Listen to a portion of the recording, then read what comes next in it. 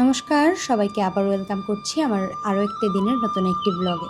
সকালে ঘুম থেকে উঠে দেখছি ঝিরিঝিরি বৃষ্টি হচ্ছে, এদিকে প্রহর এবং পূর্ণ দুজনেই ঘুমোচ্ছে। তাই ভাবলাম যে জলদি কিছু কাজ সেরে রাখি, কারণ ওরা উঠলে তো ওদেরও অনেকটা টাইম দিতে হয়, তার জন্য অনেকটাই কাজে পিছিয়ে পড়ি।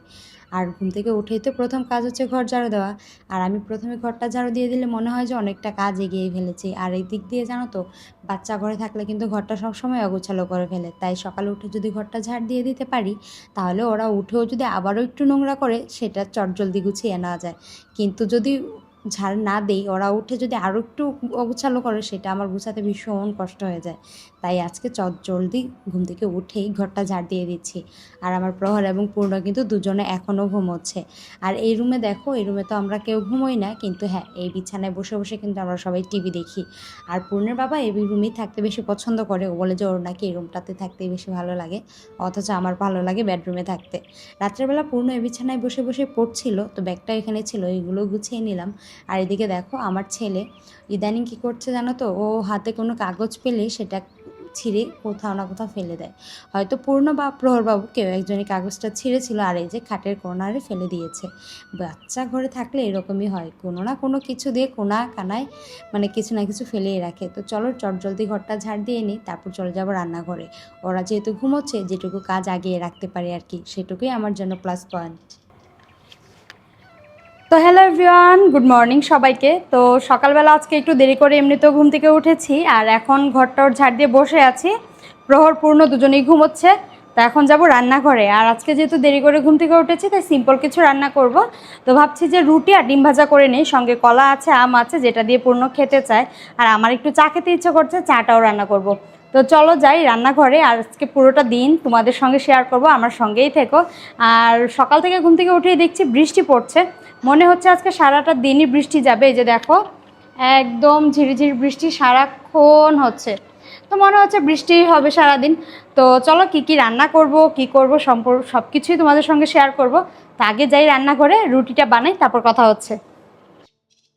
খুব সহজে আমার কাছে মনে হয় যে রুটিটাই তাড়াতাড়ি হয়ে যায়। আর আমার পুরনো বুড়িও কিন্তু রুটিটা খেতে ভীষণ পছন্দ করে, ওকে যদি রুটি ডিম ভাজা দেওয়া হয় ওর আর কিচ্ছু লাগে না, ও অনেক ভালো খায় এটা। তাই ভাবলাম যে আজকে রুটি তৈরি করে নিই। আর হ্যাঁ, রুটিতে আমি আজকে গরম জল করে তারপর আটাটা মিশিয়েছি। আমার কাছে মনে হয় এভাবে করলে বোধহয় সহজ হয় এবং আমার কাছে ভালোও লাগে। যখন জলটা গরম করি তখন যদি একটুখানি তেল দেওয়া যায় না, তাহলে দেখবে আটার যে কাইটা সেটা কিন্তু হাতে একদমই মানে লেগে থাকে না, এবং সুন্দর মথে নেওয়া যায় এবং রুটিগুলো খুব সুন্দর হয়, বেলতেও খুব সুবিধা হয়। আমি জানি না কারা কারা এরকম করো, কিন্তু আমার কাছে কিন্তু এই জিনিসটা খুব সহজ এবং ভালো লাগে। যারা যারা রুটি তৈরি করো তারা একবার যদি তেল দিতে কোনো নিষেধ না থাকে, তাহলে একটু জলের সঙ্গে তেল মিশিয়ে দেখো, ভীষণ ভালো হয় রুটিগুলো। তো এদিকে রুটি তো বেলা হয়ে গিয়েছে, আর পূর্ণবুড়িও কিন্তু ঘুম থেকে উঠে গিয়েছে। উঠে বলছে মা খাবো, তাই বললাম যে ওকে যে বাবা তুমি একটা কলা খাও, আমি রুটিগুলো ভেজে এনে দিচ্ছি। ও বসে বসে কলা খাচ্ছিল, আর টিভিটাও ছেড়ে দিয়েছি, ও টিভি দেখছে। আর প্রহরবাবু কিন্তু এখনো ঘুমোচ্ছে, উনি কিন্তু এখনো উঠিনি। তো রুটির সঙ্গে করে নিয়েছিলাম ডিম ভাজা, আর সঙ্গে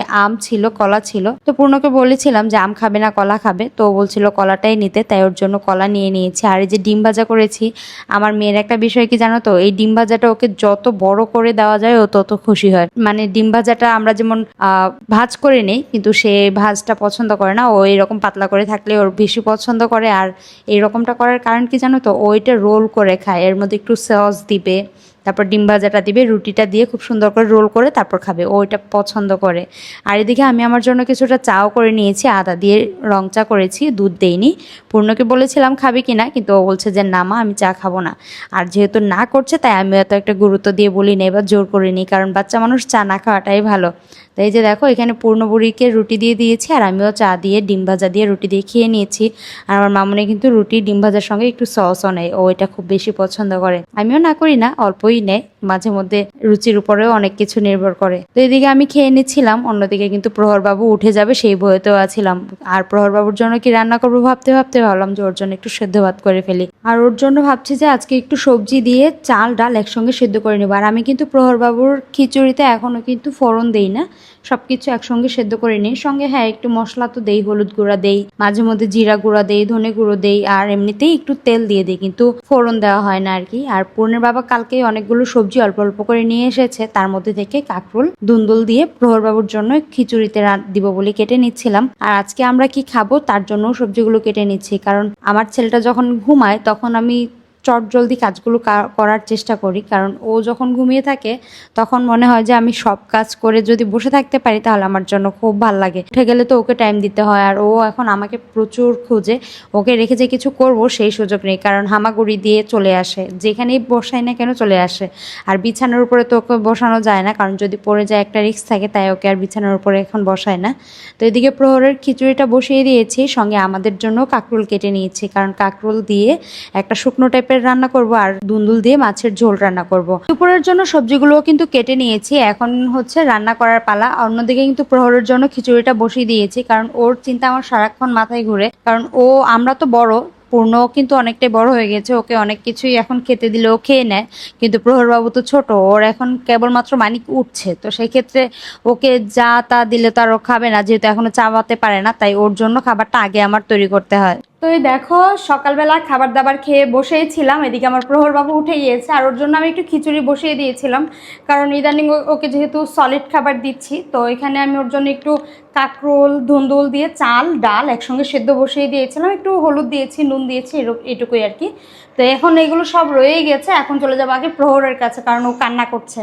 ওকে কুলে নিব, ওকে খাওয়াবো, ওকে ফ্রেশ করব, তারপর তোমাদের সঙ্গে আবারও কথা হচ্ছে। আর আজকে দুপুরে রান্না করব, দেখি 2টা ছোট মাছ বের করেছি, কারণ অনেক দিন যাবত জানো তো মানে কিছুদিন আগে মানে অসুস্থ থাকার কারণে তোমাদের সঙ্গে তো ভিডিও শেয়ার করতে পারিনি, সেটা তোমাদেরকে আর বলা হয়নি। আর এদিকে দেখো মাছ নিয়ে এসেছিল পূর্ণের বাবা, যা মাছ এনেছে সব আমি আলাদা আলাদা করে মানে প্রত্যেক দিন যেটুকু প্রয়োজন সেটুকু ভাগ ভাগ করে রেখে ফ্রিজে মানে রেখে দিয়েছিলাম আর কি। তো আজকে 2 ধরনের মাছ বের করেছে, ছোট মাছ, একটা হচ্ছে চান্দা মাছ, আমরা চাঁদা মাছ বলি, আর একটা হচ্ছে ট্যাংরা মাছ। তো ট্যাংরা মাছ দিয়ে ঝোল করবো, আর চাঁদা মাছ দিয়ে হচ্ছে একটু শুকনা টাইপের করবো, আর সঙ্গে দেখি ডাল রান্না করব। তো চলো যাই, আগে প্রহরবাবুকে সামলাই, তারপর তোমাদের সঙ্গে আবারও কথা হচ্ছে। আর যা যা রান্না করছি তা তো তোমাদের সঙ্গে শেয়ার করবোই। তো চলো যাই। যেহেতু প্রহরবাবু ঘুম থেকে উঠেছে, তাই তোমাদের সঙ্গে আর তেমনভাবে শেয়ার করিনি। ওকে খাইয়ে বসিয়ে রেখে এসেছি, পূর্ণর সাথে খেলা করছে, আর এদিকে আমি বসে পড়েছি মাছগুলো কাটার জন্য। ছোট মাছ কাটতে কিন্তু অনেকটা সময় লাগে। আর এদিকে দেখো এখানে কিন্তু 2 ধরনের মাছ নিয়েছি, তো মাছগুলো কাটবো তারপর রান্না করবো। আর এমনিতে কিন্তু দুপুরের জন্য যে সবজি কাটা সেটা কিন্তু হয়ে গিয়েছে। ছোট মাছ কিন্তু খেতে ভীষণ ভালো লাগে, কিন্তু কাটতে একটু কষ্ট। আর ইদানিং বললাম না যে ফ্রিজে রেখে দিয়েছি, তার জন্য মাছগুলো একটু কেমন যেন হয়ে গিয়েছে, কিন্তু কিছু করার ছিল না, অসুস্থ ছিলাম বিধায় মাছগুলো আমাকে এভাবে ফ্রিজে রাখতেই হয়েছে। তো অনেক দিন যাবত অনেকগুলো মাছ এভাবে আমার জমে গিয়েছে। ইদানিং ভাবছি সবগুলো মাছ ফ্রিজে শেষ করে তারপর আবার নতুন করে পূর্ণের বাবাকে বলবো মাছ মাংস যা লাগে নিয়ে আসো, কারণ ফ্রিজে অনেক দিন যাবত যদি খাবার থাকে সেটা কিন্তু খেতে একদমই ভালো লাগে না। আর এই যে দেখো এখানে কিন্তু আমার দুপুরের রান্নার জন্য যা কাটাকুটি করা লাগে সব কেটে এখন চলে এসেছি রান্না করতে। প্রহর পূর্ণ দুজনেই এখনো খেলা করছে, রান্না করে তারপর ওদেরকে স্নান করাবো। এখন আগে রান্নাটা করে নিই, কারণ 1টার মধ্যে পূর্ণের বাবা চলে আসে লাঞ্চ করতে, তার জন্য 1টার আগে আমার দুপুরের রান্নাটা শেষ করতেই হয় যে কোনোভাবেই হোক। তো এখানে প্রথমে আমি আগে মাছের ঝোলটা করে নিচ্ছিলাম, তারপর মাছের চচ্চড়িটা করব। প্রথমে যেহেতু মাছের ঝোলটা করব, আর মাছের ঝোলের মাছগুলো ভাবছি একটু ভেজে দিব, চচ্চড়ির মাছগুলো ভাজবো না। আর মাছের ঝোলের মাছটা কেন জানি না মনে হচ্ছিল যে একটু ভেজে দিলেই ভালো লাগবে, যেহেতু চচ্চড়িটা কাঁচা রান্না করবো, 2টা মাছ কাঁচা রান্না একই টেস্ট হয়ে যাবে, তাই ভাবলাম যে একটু ভেজেই নিই। তো মাছগুলো প্রথমে নুন হলুদ দিয়ে ভেজে নিয়েছি, আর ফোড়নে দিয়েছি জিরা তেজপাতা। মাছের এসব ঝোল ধুন্দুল দিয়ে আলু দিয়ে জিরা তেজপাতা ফোড়নে দিলেই কিন্তু বেশি ভালো লাগে। তো এখানে জিরা তেজপাতা ফোড়নে দিয়ে কেটে রাখা সবজিগুলো এখানে দিয়ে, তারপর এখানে হলুদ লঙ্কা গুঁড়ো, তারপর মরিচ গুঁড়ো ধনে গুঁড়ো সবকিছু একসঙ্গে দিয়ে একটু ভেজে নিয়েছি। আর যেহেতু দুন্দুল তাই আমি কিন্তু ঢেকে দিইনি, কারণ ঢাকা দিলেই কিন্তু দুন্দুল থেকে জল ছেড়ে দেয়। তো এখানে ভেজে খুব সুন্দর করে কষিয়ে জল দিয়ে ঝোল দিয়ে মাছ দিয়ে কিন্তু নামিয়ে নিব। আর এদিকে দেখো কাঁকরোলটাও বসিয়ে দিয়েছি, কাঁকরোলটা একদম সিম্পল ভাবে করছি। আর ছোট মাছ এভাবে রান্না করলে কিন্তু আমি পেঁয়াজ ফোড়ন দিই, তো এখানে পেঁয়াজ ফোড়ন দিয়ে কাঁকরোলটা দিয়ে দিয়েছি, সঙ্গে দিয়েছি হলুদ লঙ্কা গুঁড়ো ধনে গুঁড়ো। আর এই যে মাছগুলো দেখছো, মাছগুলোর মধ্যে সেম মশলা দিয়ে খুব সুন্দর করে মাখিয়ে নিয়েছি একটু নুন দিয়ে। আর এখানে একটু কাঁচা লঙ্কা বেশি করে দিয়েছি, এই ছোট মাছের চচ্চড়িটা আমার পূর্ণ মামুনি খাবে না, তাই ভাবলাম যে একটু ঝাল ঝাল করেই করি। আর এখানে দেখো প্রথমে কিন্তু আমি কাঁকরোলটাকে খুব সুন্দর করে ভেজে নিয়েছি, তারপর মাছগুলো দিয়ে আবার একটু নেড়ে চেড়ে তারপরে যে শুকনো শুকনো করে নামিয়ে নিয়েছি। এভাবে যারা যারা খাওনি তারা একবার খেয়ে দেখো, ভীষণ ভালো লাগে। তো আমার রান্না তো তোমাদের সঙ্গে গল্প করতে করতে কমপ্লিট হয়ে গিয়েছে, যেটুকু পারি তোমাদের সঙ্গে রেসিপিটাও শেয়ার করেছি। আর আজকে এটুকুই রান্না করেছি, মাছের ঝোল চচ্চড়ি আর হচ্ছে ডাল। এখন সবকিছু গুছিয়ে চলে যাব প্রহর বাবুকে স্নান করাতে, কারণ ওর স্নানটা অনেকটাই দেরি হয়ে যাচ্ছে। আর আজকে দেখো আমার ক্ষেত্রে হয় কি, যেদিন আমি একটু দেরি করে ঘুম থেকে উঠি সেদিন খুব তাড়াহুড়ায় কাজ সারতে হয়, কারণ আমার টাইম নির্দিষ্ট দেয়াই থাকে, কারণ পূর্ণের বাবা চলে আসবে লাঞ্চ করতে। যদিও ও তেমন আবদার করে না যে এটা রান্না করিনি সেটা রান্না করিনি, কিন্তু তারপরও লাঞ্চ দুপুরের টাইমের খাবার, তো সেক্ষেত্রে আমি যতটুকু পারি সম্ভব তাড়াতাড়ি রান্নাটা করে ফেলার চেষ্টা করি আর কি। তো চলো, এখানে তো রান্না হয়ে গিয়েছে, ওইদিকে আমার ছেলে মেয়ে দুটোও খেলা করছে, ওদের কাছে যাব। প্রথমে এখন রান্নাঘরটাও গুছিয়ে নিব, কারণ অনেকটাই টাইম আছে। রান্নাঘরটা গুছিয়ে তারপর ওদের কাছে যাব, তাহলে দেখা গেল কি ওদেরকে স্নান টান করিয়ে খাবার দাবার খাইয়ে অনেকটাই বসে থাকতে পারবো।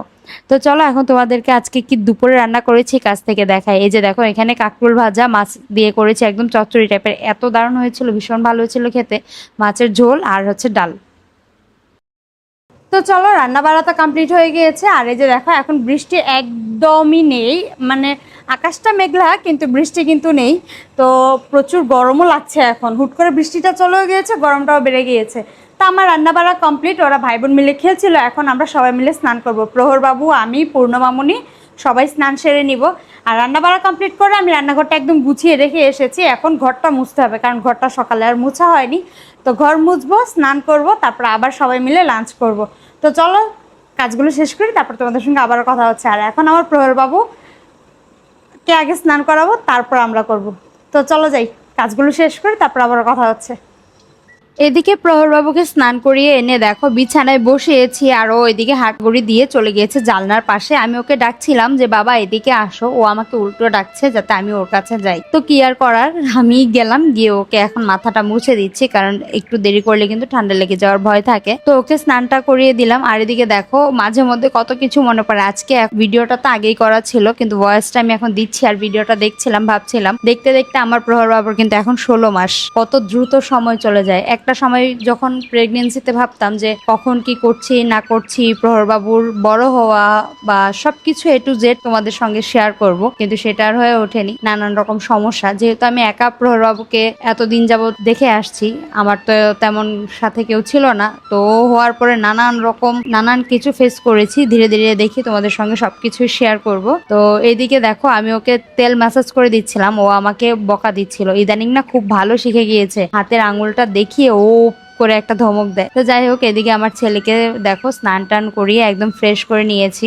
আর আমার প্রহরবাবুকে আমি একা বলতে, আমার এখানে কিন্তু অন্য কেউ নেই বাসায়, শুধুমাত্র আমি, পূর্ণের বাবা, প্রহর এবং পূর্ণ, চারজনই একা একা থাকি। তো সেই ক্ষেত্রে অন্য কেউ যে একজন থাকবে যার কাছে আমি আমার বেবিটাকে দিয়ে বলবো যে ওকে একটু দেখো, আমি অন্য কিছু কাজ করে আসি, সেরকম স্পেস আমার জন্য ছিল না। তো সেই ক্ষেত্রে তোমাদের সঙ্গে যে নানান রকম ভিডিও শেয়ার করব, সেটা আর হয়ে ওঠেনি। যদিও খুব ইচ্ছে ছিল যে প্রহরবাবুর A to Z সব কিছুই যাতে আমার ক্যামেরা বন্দি থাকে, কিন্তু নানান রকম সমস্যা, নানান রকম ভয় থেকে আমি আর সেটা করতে পারিনি। তো যাই হোক, এখন তো আমার প্রহরবাবু 16 মাস হয়ে গিয়েছে, এবং হ্যাঁ, ঈশ্বরের আশীর্বাদে অনেকটাই ভালো আছে।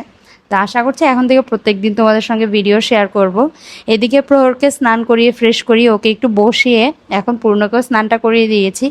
বেশিরভাগ টাইমটাই পূর্ণ এখন নিজেই স্নান করে, ওকে আমার স্নান করিয়ে দিতে হয় না, কিন্তু আজকে যেহেতু সময় আছে তাই ভাবলাম যে ওকে আমি স্নানটা করিয়ে দিই।